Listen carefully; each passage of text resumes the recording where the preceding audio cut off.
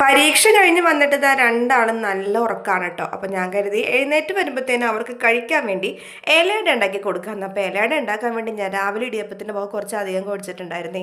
അതിലേക്ക് കുറച്ച് ശർക്കരയും തേങ്ങാപ്പീരയും കുറച്ച് ഏലക്കയും കുറച്ച് ജീരകമൊക്കെ ഇട്ടിട്ട് അങ്ങോട്ട് തേച്ച് കൂട്ടി ഇലയുടെ ഉണ്ടാക്കി. എത്ര ദിവസം എനിക്കിങ്ങനെ അവർക്ക് ഇഷ്ടമുള്ളതൊക്കെ ഉണ്ടാക്കി കൊടുക്കാൻ പറ്റും എന്ന് എനിക്കറിയില്ല. പക്ഷേ ഞാൻ നല്ല ആരോഗ്യത്തിലിരിക്കുന്ന സമയത്തൊക്കെ അവർക്ക് ഇഷ്ടമുള്ളതൊക്കെ ഉണ്ടാക്കി കൊടുക്കും. കാരണം എൻ്റെ അമ്മയുടെ ഫുഡ് ഞാൻ അത്രത്തോളം ഇപ്പോൾ മിസ് ചെയ്യുന്നുണ്ട്.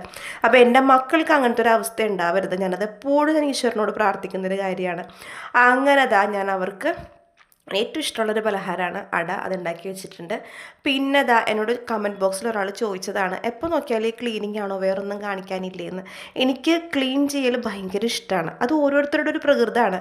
എൻ്റെ അടുക്കളയും എൻ്റെ വീടും ഏറ്റവും വൃത്തിയായിട്ട് കിടക്കുന്നതാണ് എനിക്ക് സന്തോഷം, ഒരു വീട്ടമ്മ എന്ന നിലയിൽ. അല്ലാണ്ട് വേറെ സന്തോഷങ്ങളൊക്കെ ഉണ്ട് കേട്ടോ. പക്ഷേ ക്ലീനിങ് ഒരു തെറാപ്പിയാണ്. അത് നന്നായിട്ട് വൃത്തിയായിട്ട് കിടക്കുമ്പോൾ ഒരു സന്തോഷം.